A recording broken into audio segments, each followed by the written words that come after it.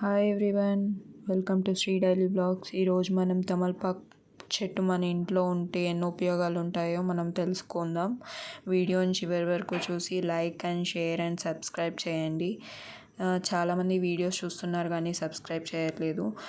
మనం ఇప్పుడు తమలపాకు చెట్టు యొక్క ఉపయోగాలు అండ్ ఆ తమలపాకు చెట్టుని ఎలా పెంచాలి, ఎలాంటి ఫెర్టిలైజ్ చేయాలి, అసలు ఇంత హెల్తీగా ఎట్లా పెంచాలి అనేది డిస్కస్ చేద్దాము. తమలపాకు మొక్క చిన్న కాండంతో కూడా పెరుగుతుంది. సో మనం చేయాల్సింది ఏంటంటే దాన్ని జాగ్రత్తగా నీడలోనే, ఎక్కువ సన్లైట్ తగలకుండా నీడలో పెంచాలి.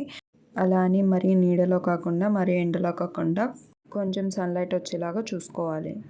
మొక్క బాగా హెల్తీగా ఉండాలంటే ఎక్కువగా నీళ్ళే కాకుండా బియ్యం కడిగిన నీళ్ళు కూడా పోస్తూ ఉండాలి.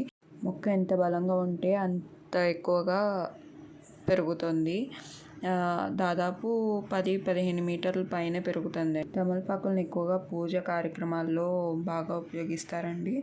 అండ్ మనకి హెల్త్ కూడా చాలా మంచిది. జీర్ణక్రియ మెరుగుపరుస్తుంది, నొప్పిని తగ్గిస్తుంది, అండ్ శ్వాసకోశ సమస్యలకు మేలు చేస్తుంది, అండ్ బ్యాక్టీరియా ఫంగస్ ఏమన్నా ఉంటే ఫైట్ చేస్తుంది, అండ్ డయాబెటీస్ తగ్గుతుంది. తమలపాకు తినడం వల్ల చాలా ఉపయోగాలు ఉన్నాయండి. Vitamin A, C, B1, B2 and carotene, calcium, iron ఇలాంటి చాలా పోషకాలు ఉన్నాయి. తమలపాకు తలనొప్పి, మైగ్రేన్ వంటి సమస్యలు కూడా తగ్గిస్తుందండి. అండ్ కడుపు ఉబ్బరం, జీర్ణ సమస్యలు కూడా తగ్గిస్తుంది. శరీరంలో ఉండే ఎక్స్ట్రా ఫ్యాట్ని కూడా తగ్గిస్తుంది.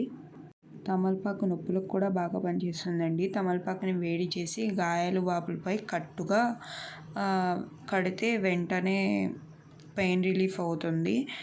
తమలపాకు ఫిజికల్ హెల్త్కి కాకుండా మెంటల్ హెల్త్కి కూడా చాలా యూస్ఫుల్ అండి. అండ్ డిప్రెషన్ అండ్ మానసిక ఒత్తిడిని కూడా చాలా తగ్గిస్తుంది.